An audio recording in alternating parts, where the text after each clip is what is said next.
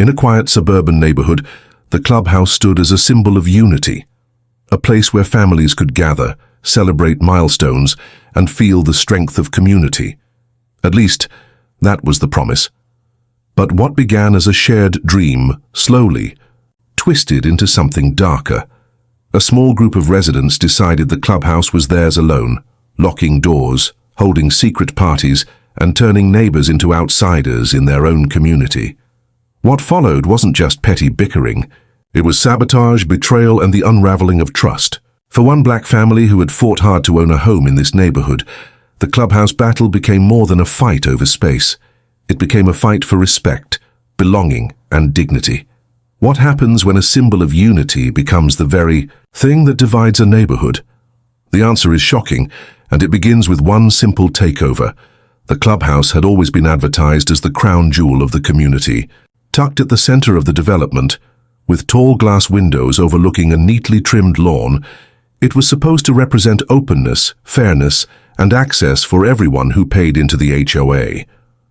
On weekends, families often imagined birthday parties there, bridal showers, or game nights with friends. The glossy brochures that had lured many black families, including the Harris family, promised a place where community wasn't just an idea. It was an experience. When the Harrises moved in, they saw the clubhouse as a sign of progress. For years they had saved every penny, balancing jobs, loans, and late nights, dreaming of a safe neighborhood where their 2 kids could grow. For them, the clubhouse meant a space where they could finally host gatherings without the limits of their old apartment. It meant equality, because everyone contributed through their HOA fees. It meant a chance to belong. But almost as soon as the Harrises began to settle, cracks appeared in that glossy promise. At first, the clubhouse seemed available, but whenever they tried to book it, there was an issue. Dates were mysteriously already reserved. Keys were suddenly misplaced. And when they showed up to check, they found the doors locked. Yet music spilled from inside. Through the wide glass windows, they could see the same small group of residents enjoying drinks, laughing, and celebrating as if the clubhouse was their private property. This group wasn't the entire board, but they were connected to it. They were the ones who always seemed to know what was happening, who was invited, and when events were scheduled. They treated the clubhouse less like a community hub and more like their own country club. They brought in catering, had late-night gatherings, and left the space messy, only for HOA fees to cover the cleanup. To outsiders, especially families like the Harrises, it felt like an intentional exclusion. Whispers started spreading through the neighborhood. Families who had moved in with high hopes began to question why they could never access what they were paying for. Mothers complained quietly about birthday plans falling through. Fathers grumbled about being turned away after long work weeks. Some suspected favoritism, others believed it was just bad luck. But the Harrises, after witnessing the locked doors and loud music more than once, knew this was deliberate.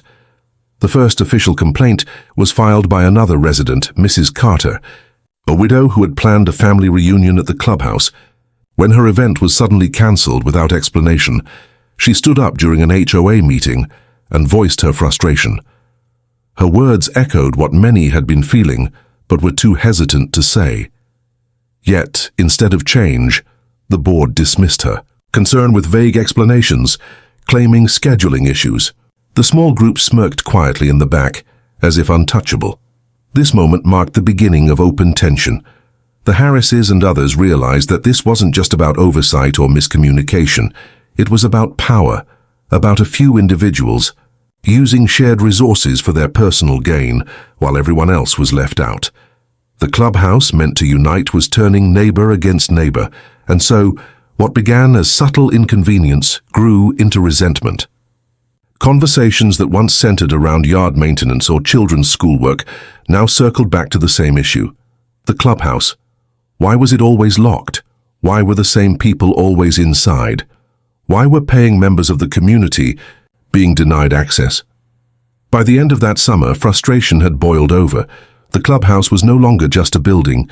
It had become a symbol of unfairness, of exclusion, of everything wrong with the HOA's leadership. And for the Harrises, it became personal. They could no longer ignore the fact that their hard-earned money was funding parties they weren't even allowed to attend. The first cracks in the community's trust had been struck. What no one yet realized was just how deep they would spread, or how ugly the battle for the clubhouse was about to become. The seeds of division had already been planted, and by the time fall arrived, the clubhouse issue had grown into the talk of the neighborhood. It wasn't just whispers anymore. It was murmurs on porches, tense conversations at mailboxes, and sharp glances exchanged at HOA meetings. What had once been a friendly, if slightly rigid, community was now simmering with resentment. The Harrises felt it more acutely than most. For them, the clubhouse wasn't just about access, it was about principle. They had sacrificed too much, struggled too long, to watch their contributions vanish into someone else's private luxury.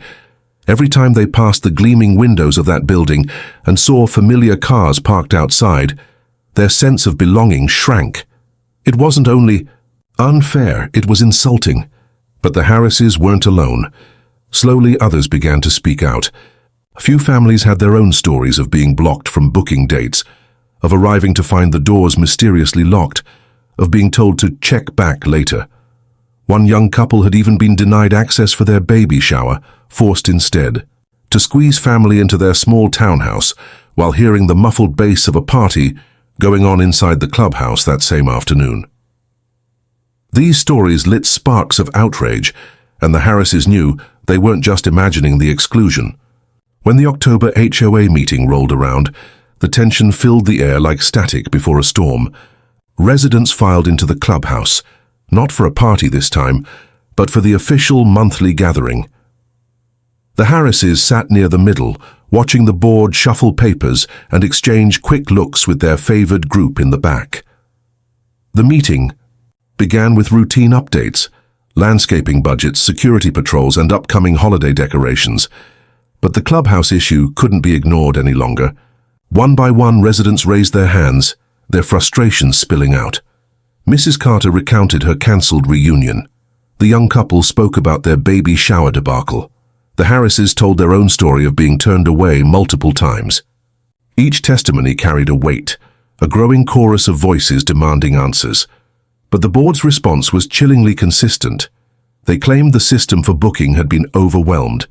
They insisted there were miscommunications, misplaced paperwork, or overlapping requests. They nodded sympathetically, promising to do better, yet their words rang hollow.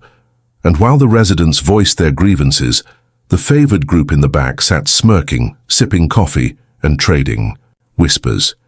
To them, this was all theater, and they were untouchable.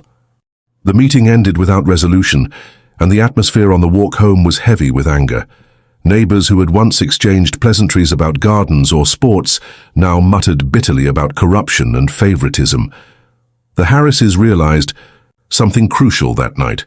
The board wasn't going to change willingly. If anything, the smirks in the back had made it clear. They enjoyed the control. They thrived on the power imbalance.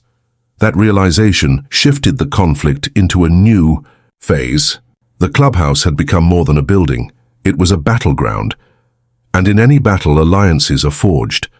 Over the next few weeks, small gatherings began to take place, not in the clubhouse, but in living rooms, on porches, and sometimes even in the community park. Families who had been excluded shared their stories with each other, their collective frustration building into something stronger than anger, resolve. They wanted fairness, and they wanted accountability. But not everyone was willing to pick a side. Some residents, fearful of retaliation or simply tired of conflict, kept their heads down. They reasoned that it wasn't worth the fight, that maybe the clubhouse was better left to those who wanted it most. Their silence, however, only fueled the imbalance. The favored group grew bolder, throwing louder parties, leaving behind more visible evidence of their misuse. Cars lined the streets late at night, laughter echoed into the early hours, and still, the doors remained closed to anyone outside their circle. It wasn't long before the first act of defiance appeared. One Saturday morning, residents woke to find a handwritten sign taped to the clubhouse doors. "This is not your private playground. We all pay for this." The message was simple, but its impact was powerful. People stopped to read it on their morning walks, nodding with quiet agreement. The favored group was furious, tearing it down within hours, but the words had already spread. The community was waking up. By November, the tension had spilled into visible confrontations. A group of teenagers, frustrated that their parents were constantly denied access, began hanging around the clubhouse during parties, pointing their phones toward the windows and recording clips of the exclusive gatherings. Those videos, shared quietly among neighbors, confirmed what everyone suspected. The clubhouse wasn't overbooked, it was stolen. The Harrises watched this shift with a mix of relief and apprehension. On one hand, the truth was coming to light. On the other, it was clear the board and their inner circle wouldn't give up easily. This wasn't just about parties anymore, it was about power. To lose control of the clubhouse meant losing face, and the people clinging to it had no intention of surrendering. The breaking point came on Thanksgiving weekend. The Harrises had planned a small family dinner at home, grateful for what they had despite the turmoil. But as the evening wore on, the sound of music drifted from the clubhouse once again, this time louder than ever. Fire pits glowed outside, cars lined the street, and strangers wandered through the neighborhood carrying drinks. It wasn't just a private gathering anymore, it was a takeover in every sense of the word. For the Harrises, that night marked a shift from frustration to determination. Watching the chaos unfold from their front porch, they knew the next chapter of this battle wouldn't be won with complaints or quiet meetings. It would require something stronger: action, strategy, and the will to stand up against neighbors who had twisted a community resource into their personal kingdom. The clubhouse wasn't just a building anymore, it was a symbol of everything the HOA had promised and failed to deliver. And for families like the Harrises, the fight had only just begun.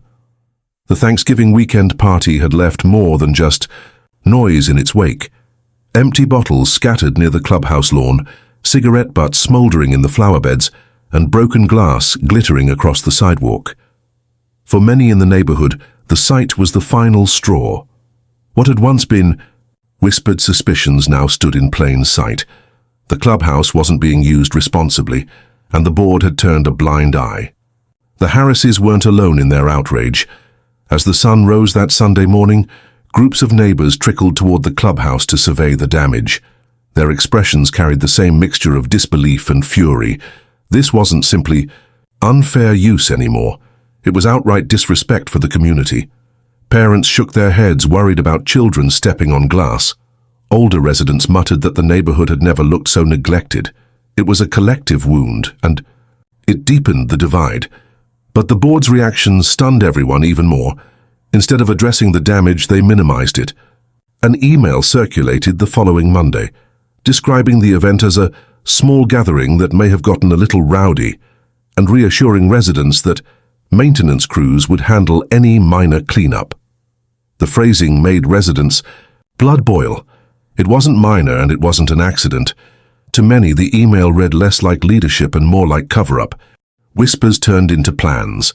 Small coalitions of neighbors began discussing what could be done, and the Harrises found themselves at the heart of it.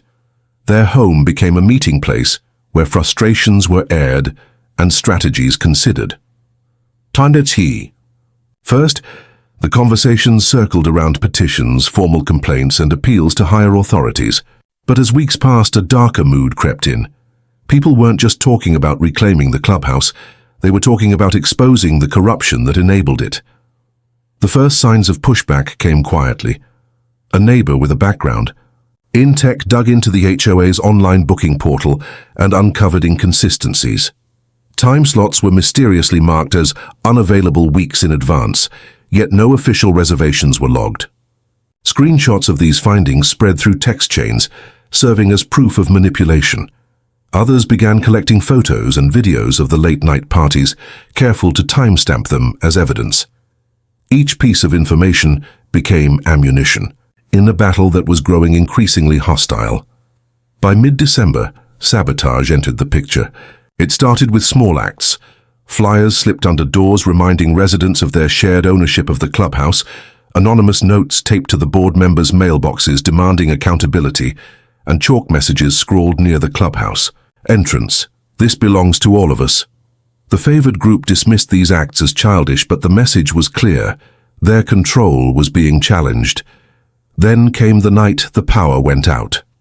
One Saturday, just as the inner circle was preparing for yet another gathering, the clubhouse went dark. Lights, music, everything, gone in an instant. Residents nearby later claimed to see shadows moving quickly around the building, followed by the sound of laughter retreating into the night. The outage lasted only an hour, but its meaning was unmistakable.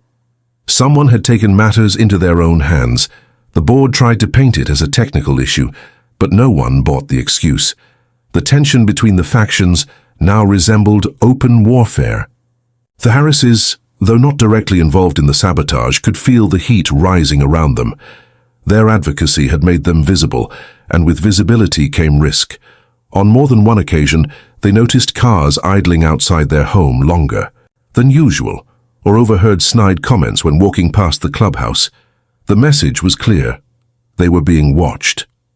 Despite the growing hostility, the Harrises pressed on. They knew the fight wasn't about vandalism or anonymous stunts. It was about principle. They began drafting a formal proposal for reform, one that would overhaul the reservation system, impose stricter accountability for board decisions, and create transparency in how the clubhouse was managed.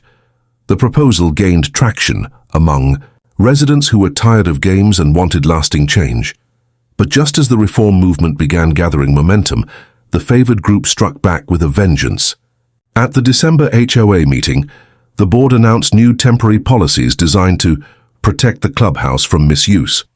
In practice, these policies gave the board sweeping control over who could enter, requiring advance approval for any event, and granting themselves the right to deny requests without explanation.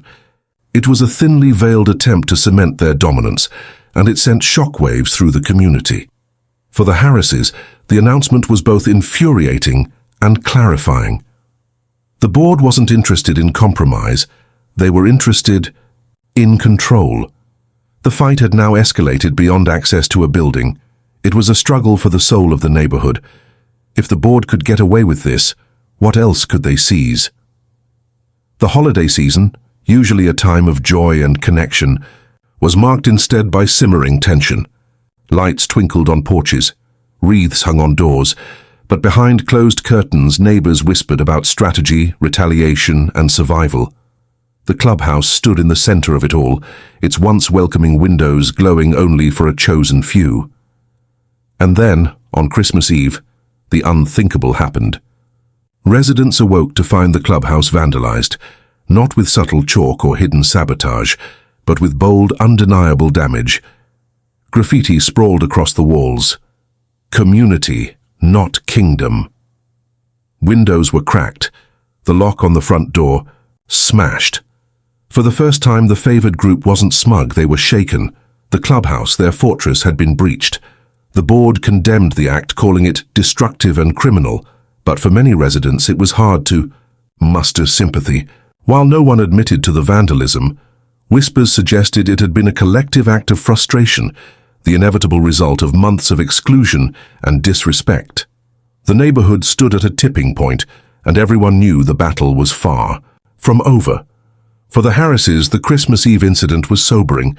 They hadn't condoned the destruction, but they understood it. The people were tired of being ignored, tired of watching their community crumble under the weight of favoritism and corruption.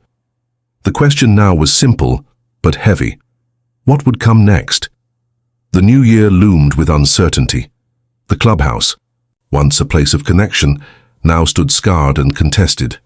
Trust had eroded, alliances had hardened, and the fight for control had become something far bigger than anyone had anticipated. And for the Harrises, standing at the heart of it all, there was no turning back. The vandalism on Christmas Eve hung over the neighborhood like an icy fog. When dawn broke on December 25th, residents emerged from their homes, coffee mugs in hand, their holiday spirit colliding with the jagged spray-painted words that screamed across the clubhouse walls, "Community, not kingdom." The air was sharp, the silence heavy. No one wanted to be the first to speak it aloud, but everyone knew the truth. This wasn't just about one night of rebellion. This was war. The HOA board moved quickly, too quickly for many residents' liking. Within 24 hours, an emergency meeting was called, not to address the concerns that had fueled months of anger, but to tighten control. Temporary policies introduced in December were made permanent. Security cameras were installed around the clubhouse, locks were changed, and access was restricted further. Only approved board members could now open the doors, and only for authorized activities. To the favored group, these changes felt like victory, a chance to fortify what they had claimed as their own.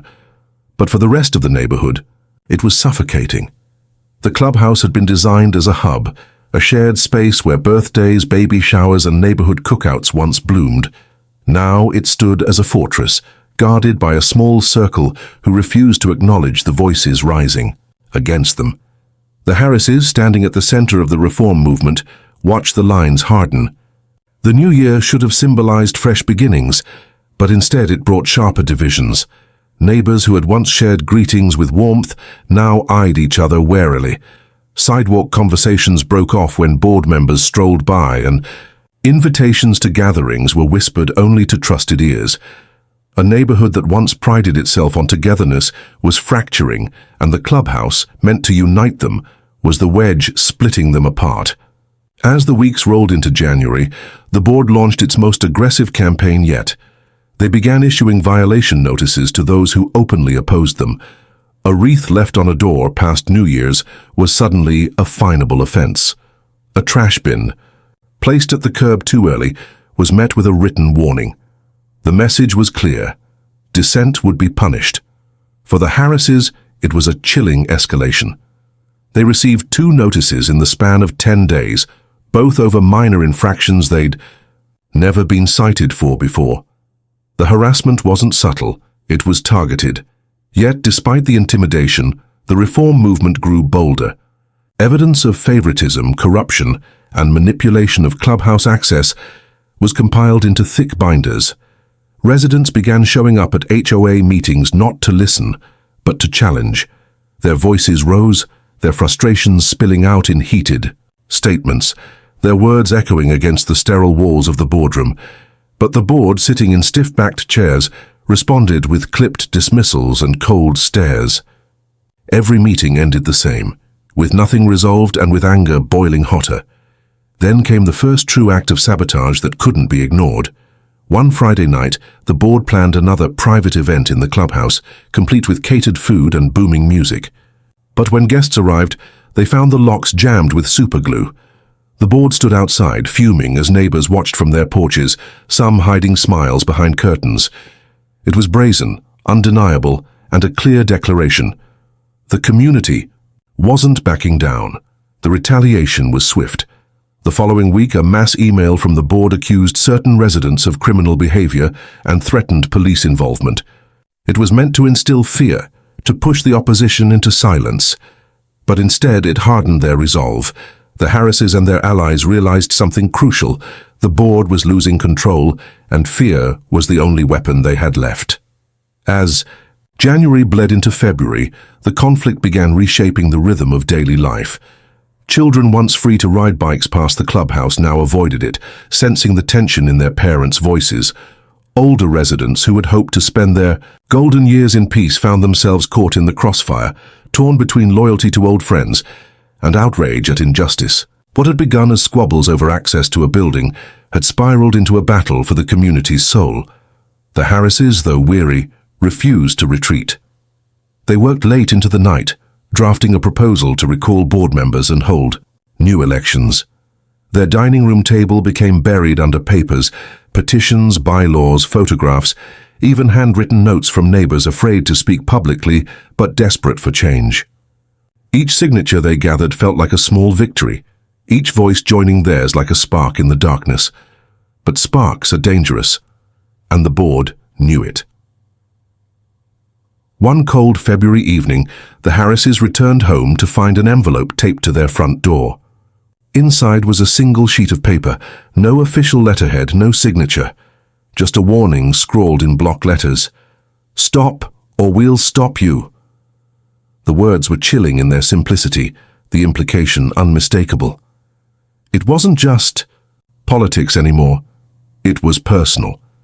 The couple sat in their living room that night, the warning resting heavy on the coffee table between them.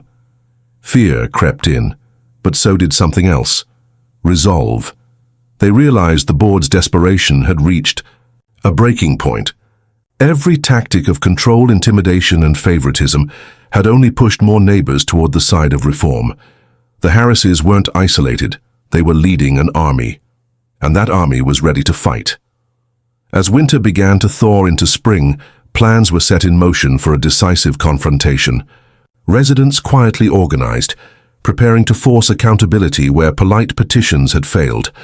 The clubhouse, once a symbol of exclusion, would soon become the stage for a showdown that would determine the future of the neighborhood. The board thought they held all the power, but the truth was clear to those who dared to see it. Power built on intimidation is fragile, and when fragile things break, they shatter loudly. The Harrises knew the climax was coming. The clubhouse walls still bore faint stains from Christmas Eve's graffiti, faint scars that refused to fade, and in those scars, the community saw not destruction, but a promise that this fight was far from over. The next HOA meeting was only weeks away. Everyone knew it wouldn't be like the others. The day of the meeting arrived with the weight of inevitability. The notice had gone out weeks earlier, tucked into mailboxes under the sterile subject. Line of regular HOA meeting. But there was nothing regular about it. From the moment residents woke up that morning, the air felt charged, like the stillness before a storm. By the time the sun dipped below the rooftops, the neighborhood was alive with motion. Porch lights flickered on one by one, front doors creaked open, and people began walking, bundled against the early spring chill, toward the clubhouse that had become both a fortress and a battlefield. For months, it had been locked down, sealed, off and controlled by a few. Tonight it would host something far greater, a reckoning. Inside, the board prepared their stage. Folding chairs had been set in stiff rows, angled toward a long table at the front where the board members would sit, elevated slightly on a low platform. The fluorescent lights buzzed overhead, casting everything in a sterile glow. A stack of rulebooks, violation forms, and pre-written notes sat neatly arranged before them. They were ready to project authority, to wield procedure like a shield. But as the doors opened, the crowd that poured in wasn't the passive audience they expected. The Harrises led the way, holding binders thick with documents, petitions, and evidence of the board's abuses. Behind them came young families with restless children, elders leaning on canes, and neighbors whose voices had been ignored for too long. Every seat filled quickly, and still more people pressed against the back wall, shoulder to shoulder. Their faces set with determination. The room was heavy with tension. For weeks, whispers of sabotage, harassment, and even anonymous threats had circulated. Everyone knew this meeting wouldn't be like the others, where the board dismissed complaints with icy smiles. This time the community had come prepared to be heard. The board chair opened the meeting with the same clipped formality as always, reading off the agenda as if nothing unusual loomed. But almost immediately, the air shifted. When the floor was opened for resident concerns, the Harrises stood, their voices steady but edged with fire. They laid out the first binder on the table, its spine cracking under the weight of evidence. Photographs of private parties held in the clubhouse, emails showing favoritism in bookings, violation notices selectively applied to dissenting residents. Each page turned was like a drumbeat. The crowd murmured, then gasped, their frustration bubbling into the open. What had been whispered in driveways and across kitchen tables was now undeniable, laid bare under the harsh glow of fluorescent lights. The board shifted uncomfortably in their chairs, but the Harrises didn't pause. They presented signatures, dozens of them, calling for a recall election, names written in careful pen strokes, neighbors both young and old who demanded change. The binder slammed shut, the sound sharp and final. The message was clear. The board could no longer hide behind rules twisted for control, but the board wasn't ready to surrender. The chair leaned forward, voice rising, dismissing the evidence as misunderstandings and accusing the reform group of spreading lies. One member waved a stack of violation notices in the air, insisting the board had only been enforcing rules fairly. But the crowd's reaction told another story. Boos rippled through the room, whispers turned to shouts, and the sterile order of HOA procedure unraveled. It was then that the sabotage was revealed. A neighbor, weary and shaking but resolute, stood and announced what many had suspected. The vandalism on Christmas Eve hadn't been the work of outsiders or a rogue resident. It had been staged. With trembling hands, they produced photographs, images, of two board members carrying spray paint cans near the clubhouse that very night, their silhouettes illuminated by the glow of holiday lights. Gasps erupted. The room seemed to freeze, then explode with outrage. The board members paled, their composure cracking. They tried to deny it, to drown out the evidence with noise, but the momentum had shifted. For the first time, the crowd didn't shrink under their authority. They stood taller, voices rising together, a chorus of anger and betrayal. The board's power, once so absolute, was crumbling in real time. Still, desperation breeds recklessness. One board member shouted threats of lawsuits, another tried to adjourn the meeting early, but the residents refused to leave. They blocked the exits, demanding accountability. The Harrises called for a vote right then and there. A recall election wasn't supposed to happen without formal scheduling, but the crowd wasn't interested in the board's rules anymore. They wanted justice. Hands shot into the air, one after another, row by row.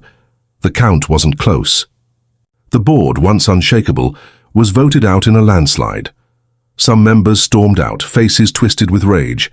Others sat frozen, staring at the papers before them, as if they might still find a way to claw back control. But the decision was made. The clubhouse, the board, the community, it no longer belonged to them. When the final tally was announced, cheers erupted, echoing against the walls that had once contained only silence and exclusion. Neighbors embraced, some with tears in their eyes, others with triumphant smiles. For the first time in months, the clubhouse felt alive, not as a fortress of control, but as the heart of the community it was meant to be. But as the celebration swelled, the Harrises couldn't shake a lingering unease. The warning letter, taped to their door weeks earlier, echoed in their minds, "Stop or we'll stop you." The board had been humiliated, stripped of power in front of the entire neighborhood. People that desperate rarely walked away quietly. The night ended with laughter and hope, but also with shadows stretching long across the clubhouse lawn. The battle had been won, but the war might not yet be over. For every cheer, there was a whisper of what came next. Would the ousted board members retaliate? Would the community's fragile unity hold, or would new cracks appear under the pressure of rebuilding? The Harrises knew one thing for certain: the story of the clubhouse was far from finished, because power, once tasted, is rarely surrendered without a fight.